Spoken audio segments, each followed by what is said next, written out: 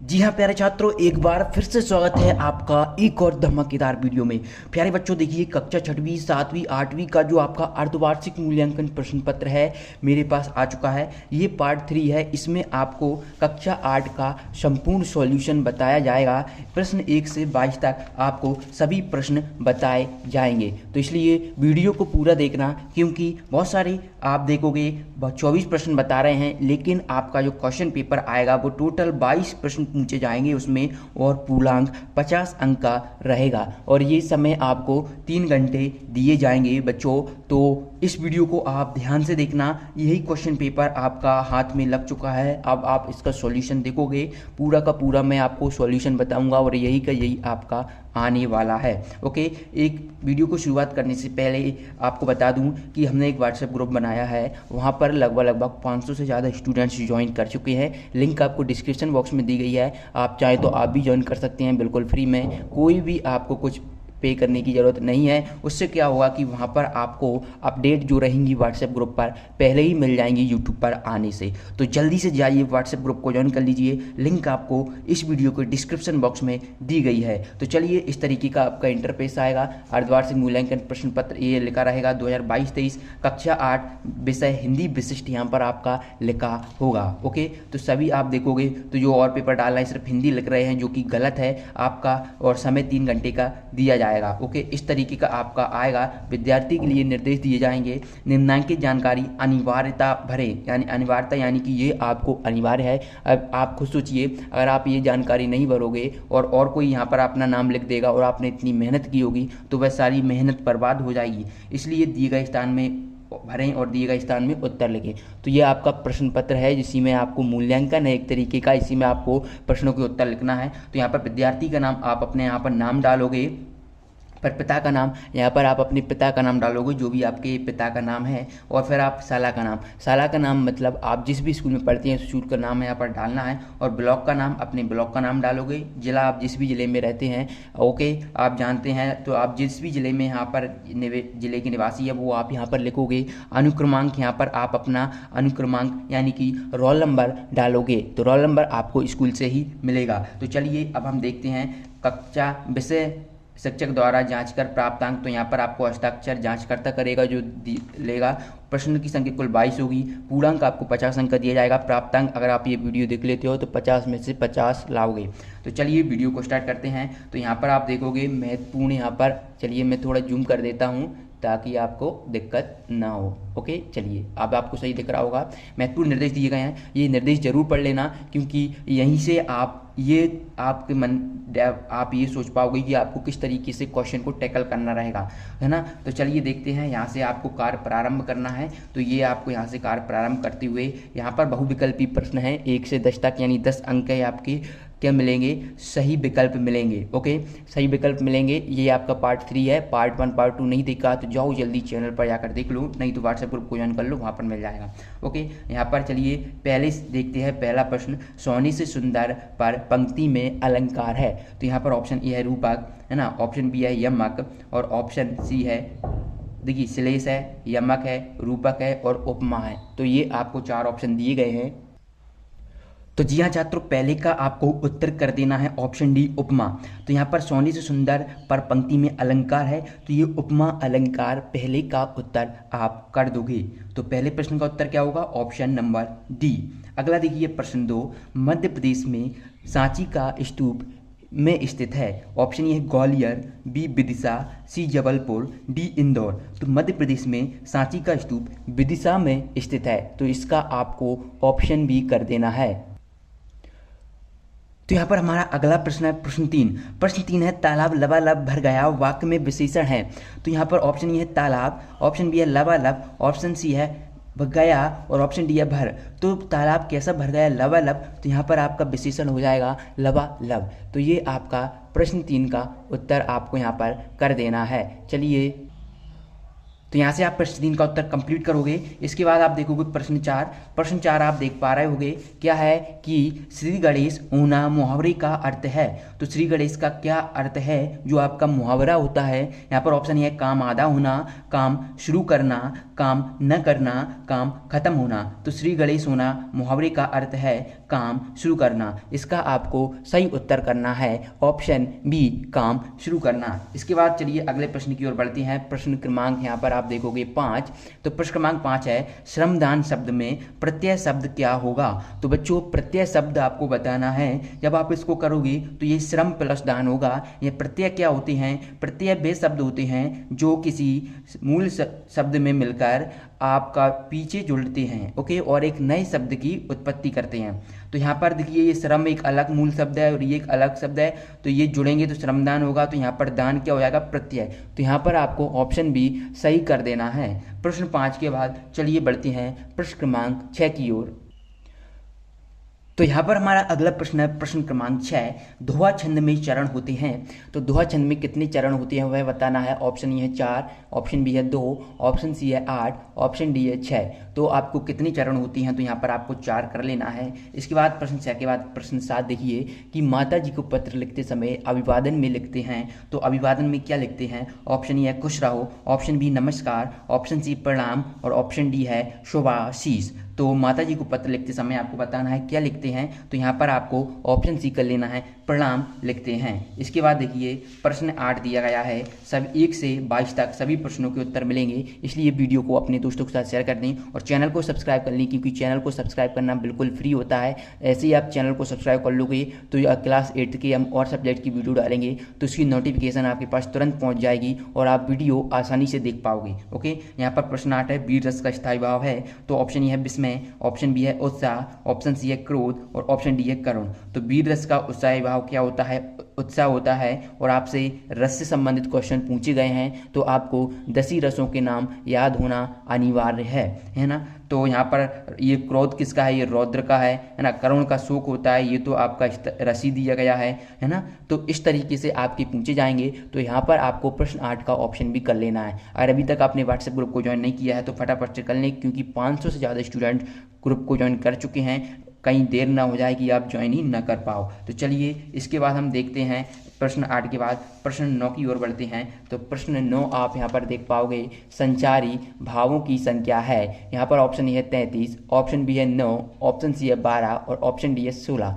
तो संचारी भावों की संख्या ऑप्शन ए सही हो जाएगा आपका।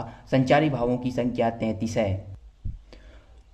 तो इसके बाद हमारा लास्ट क्वेश्चन है। 1 से 10 तक मैंने आपके वस्तुनिष्ठ कवर करवा दिए हैं। इसके बाद आपका ये 10 नंबर क्लियर यहाँ से पक्के हो जाएंगे। तो यहाँ पर देखिए सामूहिक और सांस्कृतिक शब्द में समानता का आधार क्या है। तो यहाँ पर ऑप्शन है पर्यायवाची होना, एक ही उपसर्ग का प्रयोग, एक ही प्रत्यय का प्रयोग, विलोम होना। तो सामूहिक हम लिखेंगे इसको समूह, इसको आप लिखोगे तो समूह प्लस एक सामूहिक हो जाएगा। और ये संस्कृति प्लस एक है ना। तो ये क्या है, पीछे जुड़ रहा है तो ये क्या होता है, प्रत्यय होता है। तो एक ही प्रत्यय का यहाँ पर प्रयोग किया गया है। तो इस तरीके से आप सभी वस्तुनिष्ठ प्रश्नों के उत्तर लिखोगे। चलिए अब हम बढ़ते हैं आपके 3 अंक के क्वेश्चन की ओर। 3 अंक के क्वेश्चन आपको देखिए, जी हाँ, तो यहाँ पर आप 3 अंक के प्रश्न में देखिए निर्देश दिया गया है, नीचे दिए गए प्रश्नों के उत्तर लिखिए। यहाँ पर प्रश्न 11 है मेरी भावना कविता में किन किन नैतिक मूल्यों की बात की गई है, कोई 3 बताना है। ये आपका 3 अंक का क्वेश्चन आपका पूछा जाएगा। तो इसका उत्तर आप किस तरीके से लिखेंगे। यहाँ पर देखिए हमें सभी जीवों और प्राणियों के प्रति मित्रता व दया की भावना का रखना प्रयोग करना चाहिए। दूसरा लिखोगे सभी लोगों के प्रति समानता की भावना। और तीसरा जीवन में परोपकारी बनना चाहिए। ये 3 बात आपकी मेरी भावना कविता में नैतिक मूल्यों के द्वारा बताई गई हैं। तो प्रश्न 11 का उत्तर आपको इस तरीके से लिखना है। इसके बाद देखिए प्रश्न 11 के बाद प्रश्न 12 दिए गए शब्दों में से पुनरुक्त शब्द छांटकर लिखिए। तो पुनरुक्त शब्द क्या होती हैं। पुनरुक्त शब्द वे शब्द होती हैं जो बार बार एक ही शब्द 2 बार आता है। यानी एक ही शब्द जब 2 बार आता है तो वहाँ पर पुनरुक्त शब्द होता है, ओके। यहाँ पर देखोगे आप तो यहाँ पर पुनी पुनी एक पुनरुक्त शब्द है ना। फर ये एक पुनरुक्त शब्द है, कहीं कहीं पुनरुक्त शब्द है और धीरे धीरे पुनरुक्त शब्द है। जबकि यहाँ पर आप देखोगे फल फूल तो ये पुनरुक्त नहीं है क्योंकि ये अलग अलग हैं। सोना चांदी ये भी आपके अलग अलग हैं। अच्छा बुरा ये भी आपके अलग अलग हैं। तो आपको पुनरुक्त शब्द छांट कर लिखना है, तो आप यहाँ पर लिख दोगे फर पुनी पुनी, कहीं कहीं, धीरे धीरे। प्रश्न 12 का उत्तर आपको ऐसे लिखना होगा। इसके बाद आप देखेंगे प्रश्न 13। प्रश्न 13 है, तुलसीदास जी ने अपने पद जाऊं कहाँ तजी चरण त्यारे में किसके उद्धार का उल्लेख किया है। तो इस प्रश्न का उत्तर आपको मिलेगा। पहले आप ये प्रश्न देखें। इस प्रश्न का उत्तर आपको अगर आप व्हाट्सएप ग्रुप को ज्वाइन कर लेती हैं तो वहाँ पर मिल जाएगा। ओके, प्रश्न 13। इसके बाद देखिए प्रश्न 14 जो 3 अंक का आपका क्वेश्चन है। प्रश्न 14 है, आर्यभट्ट ने पृथ्वी के बारे में किन मान्यताओं के खंडन करने का साहस किया था। तो ये क्वेश्चन 13 और 14 का उत्तर आपको व्हाट्सएप ग्रुप ज्वाइन कर लीजिए, ग्रुप पर डाल दिया जाएगा। ओके, तो अब हम अगले प्रश्न की ओर बढ़ते हैं। प्रश्न 15 और उसका सॉल्यूशन भी देखते हैं किस तरीके का प्रश्न 15 आपका पूछा गया है। ओके, तो यहाँ पर आपको मिल जाएगा प्रश्न 15, निम्नलिखित शब्दों में से स्थायी भाव व रस पहचान कर तालिका में लिखिए। तो बच्चों यहाँ पर आप देखोगे, यहाँ पर शोक, शांत, करुण, भय, निर्भीत, भयानक दिया गया है। इनमें से हमें रस और स्थायी भाव पहचान कर लिखना है। तो रस यहाँ पर आप पहले लिख देंगे करुण, तो करुण रस का स्थायी भाव होता है शोक। इसके बाद भयानक दूसरा लिखोगे, भयानक का हो जाएगा भय। तीसरा लिखोगे शांत, शांत का जो हो जाएगा आपका निर्वेद। इस तरीके से प्रश्न 15 का उत्तर आपको कंप्लीट लिख देना है। यहाँ से आपको 3 अंक मिल जाएंगे। फिर हम बढ़ते हैं प्रश्न क्रमांक 16 की ओर। प्रश्न क्रमांक 16 में दिए गया है, नीचे दिए गए वाक्यों को पढ़िए और उचित विराम चिन्ह लगाकर फिर से लिखिए। वाक्य दिया गया है, राम को बाजार में श्याम मिला, राम ने कहा अरे तुम रोज रोज कहाँ जाते हो। तो आप इसको लिखोगे, राम को बाजार में श्याम मिला, अल्प विराम लगाओगे, राम ने कहा अरे तुम रोज रोज कहाँ जाते हो। अल्प विराम लगाने के बाद आपको लिखना है, राम ने कहा अरे तुम रोज रोज कहाँ जाते हो। तो ये फिर आपको पूर्ण विराम लगा देना है। ये आप प्रश्न 16 का उत्तर यहाँ से इस तरीके से लिखोगे। ओके, चलिए अब हम देखते हैं अगला प्रश्न जो कि है आपका प्रश्न क्रमांक 17। तो यहाँ पर प्रश्न क्रमांक 17 है जो कि 3 अंक के लिए है। परि उपसर्ग का प्रयोग करते हुए 4 नए शब्द बनाइए। तो परि उपसर्ग का हमने प्रयोग करते हुए बनाया है परिणाम पहला, दूसरा है परिमाप, तीसरा है परिश्रम और चौथा है परित्याग। ओके, ये आपको 4 उपसर्ग लिखना होगा, 4 नए शब्द बनाना होगा परि उपसर्ग का प्रयोग करते हुए। तो इसके बाद हम बढ़ते हैं प्रश्न 18 की ओर। यहाँ पर हमारा प्रश्न 18 है, नाक शब्द से प्रारंभ होने वाली कोई 3 मुहावरे लिखिए। तो नाक शब्द से कौन कौन से 3 मुहावरे प्रारंभ होते हैं ये आपको भी पता होना चाहिए। आप ध्यान से देखकर लिख लीजिएगा। यहाँ पर पहला है नाक में दम करना, दूसरा है नाक फुलाना और तीसरा है नाको चने चबाना। तो ये आपको 3 लिख देना है। आपको और कोई याद आ रहा हो तो आप चेंज कर सकते हैं। चलिए इसके बाद हम बढ़ते हैं प्रश्न क्रमांक 19 की ओर। ओके, ये आपका 19 है, प्रश्न क्रमांक 19। टोटल 22 प्रश्न आपके पूछे गए हैं एग्जाम में। तो यहाँ पर देखिए, काली घटा का घमंड घटा पंक्ति में घटा शब्द 2 बार आया है। दोनों बार घटा शब्द का अर्थ बताकर अलंकार पहचान कर लिखिए। तो अलंकार यहाँ पर आपको पहचान कर लिखना है। तो अलंकार आपका यहाँ पर यमक हो जाएगा। और इस पंक्ति में पहली बार घटा शब्द का अर्थ काले बादल और दूसरी बार घटा का अर्थ कम होने से है। तो ये आपका उत्तर हो जाएगा प्रश्न 19 का।